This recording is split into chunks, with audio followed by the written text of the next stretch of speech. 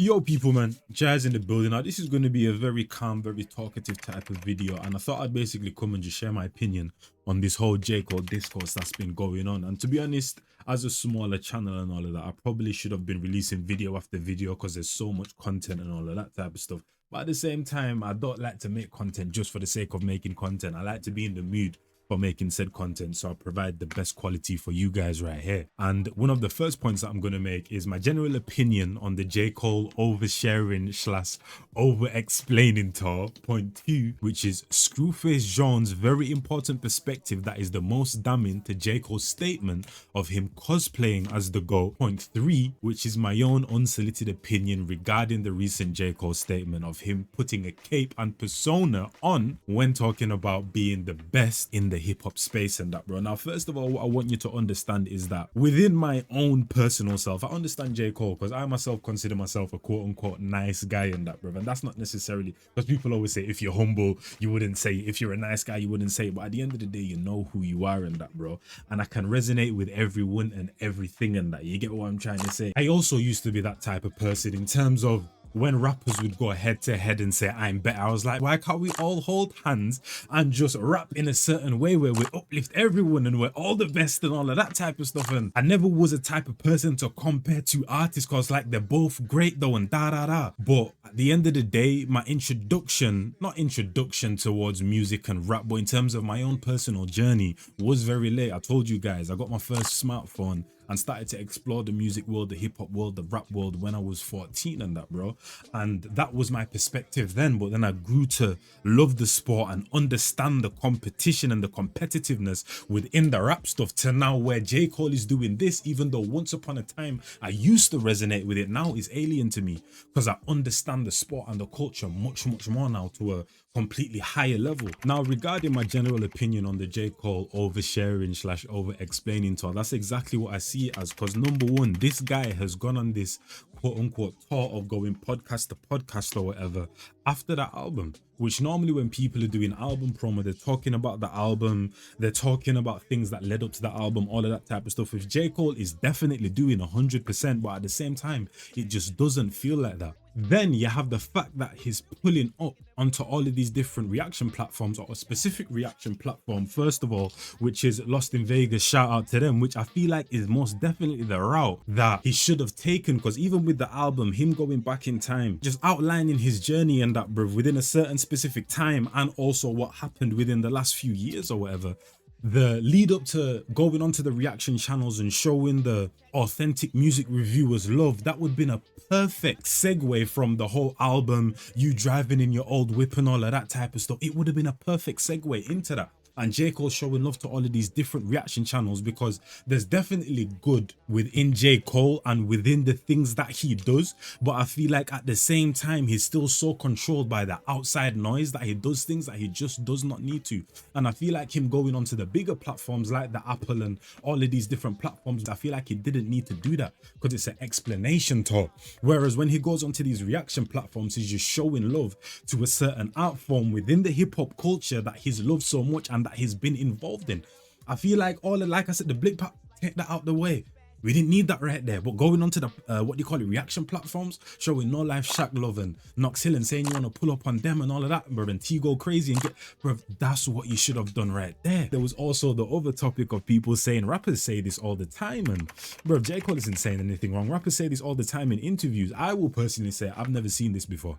This is the first time I've seen it within hip-hop, just like the apologies. What artists will do is give credit and give props and maybe put other generations above them in terms of generations that came before them. Like there wouldn't be no me without this artist, and there wouldn't be me without this artist and this artist. But in terms of an artist, a rapper, coming onto an interview and saying that people within his generation are better than him, I've never seen that. It's always other generations that people are giving props to, never the actual generation that they're actually in. And then people were using the Michael Jordan debate of Michael Jordan. I don't know how long ago the interview was, of him basically saying he doesn't feel like he's the GOAT basically, and the GOAT doesn't exist. First of all, he's very far removed of the days of him competing. And number two, there was also an ample amount of clips of Michael Jordan saying he is the best while he was playing basketball, bro. And once again, it's two completely different things. Basketball is a sport that's played with, you know what I mean, 5 of people on the court, even though we hold individuals to such a great standard and compared to music where it's mano a mano. It's like you can't compare boxing to basketball. It's not really the same type of thing. You get me? Now, shout out to man like Screwface Jean, and I will definitely admit that Screwface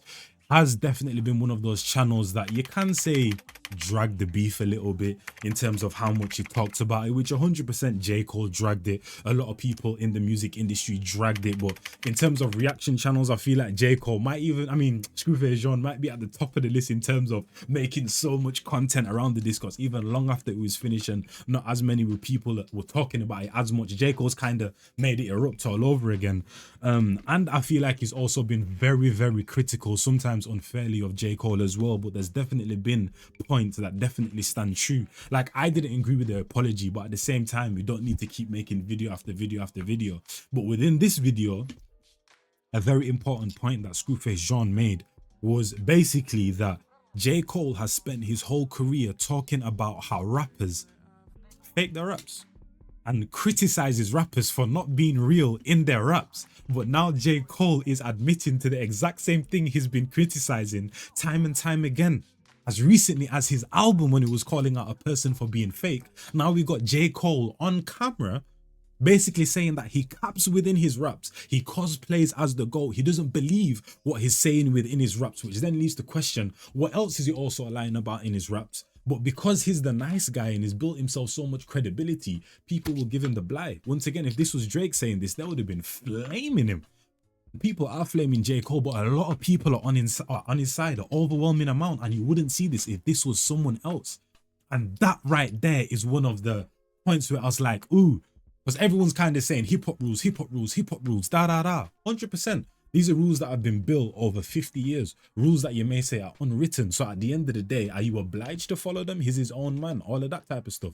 But if we can't hold you to these quote unquote unwritten rules that have been about and have been being built for 50 years, and we've never seen someone do something like this twice now, the apology and also some of these statements that has been making, probably we can hold you by your own actual morals and principles in that, fam.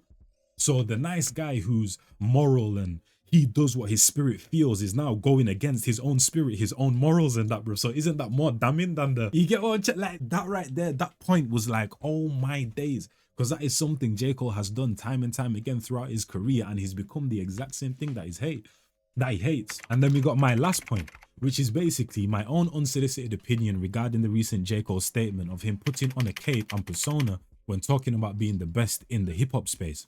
And this is the bullet point that I just put right under it, is J. Cole may seem disconnected from the noise, the algorithms, the criticisms, the pressures of the everyday rap listener, but to me, he's actually the most controlled / compromised, and neither him nor his support base realize it, bro. First of all, I need to cut my mustache, bro. I can feel the hairs going in my flipping mouth, and they're not going away because they're attached to my flipping face.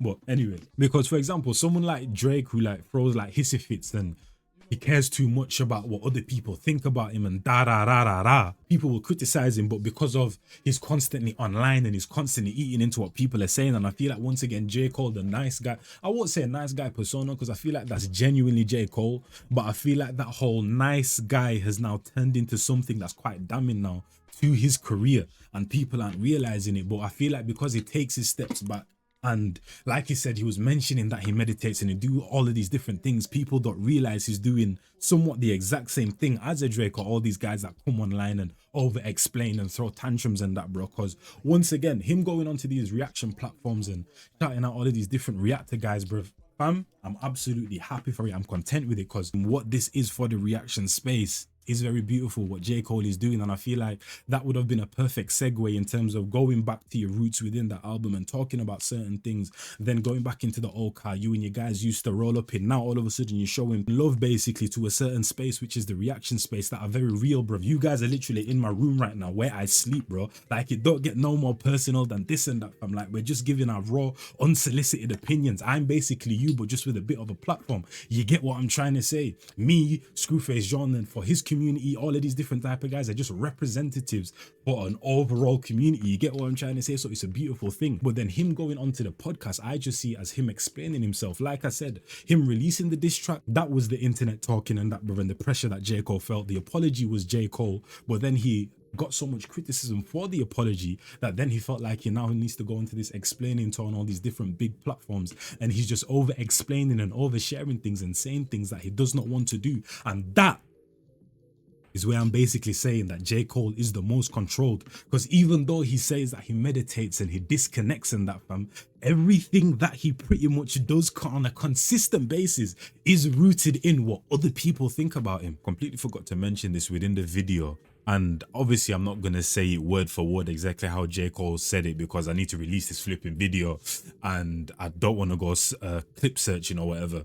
But notice how within these podcasts as well, when J. Cole is basically talking about two things or two opposites or just two separate things in general, he always has to please both sides and actually sit in the middle. So when he was basically saying, oh, I was so pleased to see Kendrick win all these awards, in the same breath he also had to say, but I was so disappointed when I saw Drake basically go through all the torment that he did online. When he was talking about going back to Fateville and how it felt so good because he went back after a long time, he also had to say, but I love New York though, because he went from New York back to North Carolina or whatever. You get what I'm trying to say? Like, everything this guy does right here is pretty much rooted in pleasing all sides and making sure everyone is happy and content. And that is the problem. He is unintentionally not in control, even though people see him as this guy that is carefree and that, brother, and he's not really attached to anything and he does what he wants. There was no reason for J. Cole to come on these podcasts and say all these different things, bro. It is the internet that is making him do it, bro. He could have released the album and gone into the sunset. He could have released the album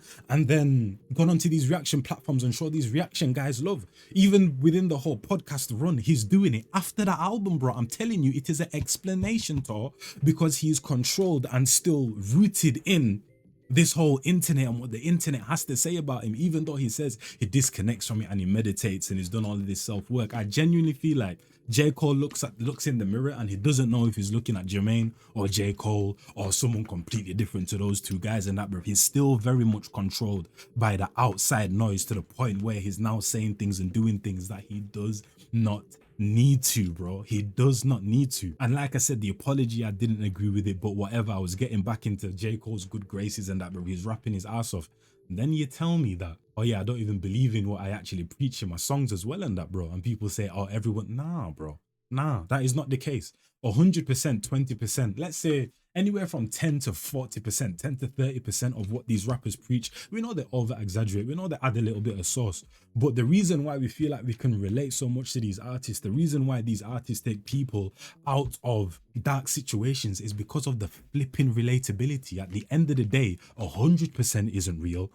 But we would like to think that at least 60% to 70% to 80% of what you say is actually real. That's why we feel like we know these guys, bro. You get what I'm trying to say? And then there's also this point as well that I was gonna make. So this is kind of controversial a little bit right here, because this is a rapper, one of the greats within the UK. I was singing his praises a lot, which is Get. But he recently got involved in a hit and run, and that was quite an egregious act, to be honest. I haven't listened to a full track of his since the whole case, and he recently got sentenced to 12 to 15 years or whatever. But this is just an example that I want to show you to kind of like tie everything together, whatever. So this right here is Gets his Daily Duppy. A Daily Duppy is a freestyle platform that is made for bars. It's definitely been watered down within recent times and anyone can kind of get it. But at one point in time, this only the best of the best would come onto this platform right here. And this is kind of one of them platforms, and also one of these songs as well, where people on the outside world, in terms of when they're exploring UK music, this is one of the places that they most definitely come to. And this is regarded by a lot of the UK people as the best daily duppy. So this is Gets right here. Your hunting ain't handy. You remind me of Andy. Why would he kick the bullseye? He don't know what his toys can do. I got niggas in jail that can't see from a 6. I'm trying to avoid the view, but I still need this extra capital. It's amazing what having no choice can do. It may get an animal. So a whole Toy Story scheme and that, the radio scheme, all of that type of stuff. But you see the confidence, you see the bravado, you see the aggression in it, the unorthodoxness and that. You get what I'm trying to say? Something unique, a flow that you probably haven't heard before and that, bro. You get me? Even down to the beat, simplistic but punchy as well and that, bro, in the right places. And that was regarded as the best. And this is what Wretch 2 did. And Wretch 2, to be honest, is one of the most braggadocious artists within the UK, probably of all time within the UK. And once again, this is something that was alien to me, because when I was introduced or making my journey through hip hop, I was like, I don't really like people saying that they're the best, bro. Why can't he be the best and he be the best. There's no reason for you to say that. Like, it didn't seem right to me and that, bro. Like, why are you guys putting yourselves against each other? Why are you guys going so hard in verses? And why is it always this person versus this person? But then I grew to understand it. Once upon a time, I didn't understand this right here, but now I do. Now, this is just some bars that Retri2 spat in his daily. Uncle Stevie probably wished that he had sight and could hold the lens, make the revolution televised in the ODN. One time I was with Mercedes in my OBM. I decided to take her for a ride just to roll again. Ironic how I used to sell gear just to own a Benz. Now they want me on the top gear just to show for them. Funny how I'm like an older to my older friend, digging in my minds like a mine when I show them gems. They Shout to them, bro. You get on that whole car scheme and that, bro, mining scheme, gems, all of that type of stuff. And this is what he said at the end of this daily duppy. It's my birthday and shit. I had to, oh, careful. I had to take this one back from my brother Gets. It was yours, but it's mine now. God bless, love and light and prosperity. Did you flipping hear what he said? One more It's gonna be time. the last one. It's my birthday and shit. I had to, oh, careful. I had to take this one back from my brother Gets. It was yours, but it's mine now. God bless, love and light and Had to take this one back from my brother Gets because people regard Gets' daily duppy as one of the best. It was yours, but it's mine now. Once upon a time, that affected me in a negative way. I didn't like it whatsoever. I love this daily duppy, but when I heard that, it's like, I don't know, like something crawled. So you would think that I would understand man like J. Cole. I would understand his point of view, but like I said, I grew to understand the culture and what was represented and what was replicated time and time again. And it's not what J. Cole is doing in terms of an apology. It's not what J. Cole is doing in terms of he doesn't believe that he's the GOAT when he's saying the GOAT. It's the quite opposite, bro. You get what I'm trying to say? If Retri2 ever came out, and said, I never believed that was the goal, and people within my generation, this guy's better than me and this guy's better than me, and this, bro, it would tear my heart to pieces. And that is the biggest problem.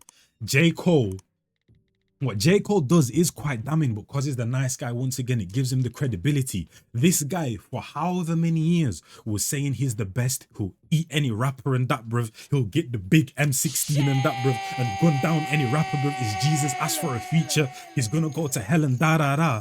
And then when the chance comes to prove yourself, you then apologize and then rescind it. You get what I'm trying to say? So you built me up and that, bro. Climax, all of that type of stuff. It's like the girl, bro.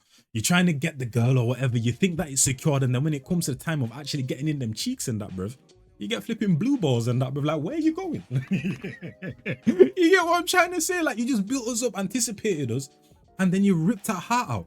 If Kendrick wasn't the guy, which I know you definitely had that whole, he's my brother and dada in your mind way before you made the diss track and while you were making the diss track. So don't release it.